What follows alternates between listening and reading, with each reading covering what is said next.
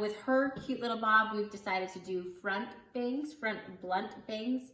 What I like to do is start the partings right where we part her hair. You're going to take a V part from where she parts her hair. Always take less than you think. You can always cut more if you want them thicker. To make this V part, bring it down, and then just comb all the hair that you're not cutting out of the way. And then make another V, get that hair out of the way. So if you can see, that's my section. So bring it down. I would do point cutting and texture cutting. Turn your scissors about this diagonal. Then you take little cuts.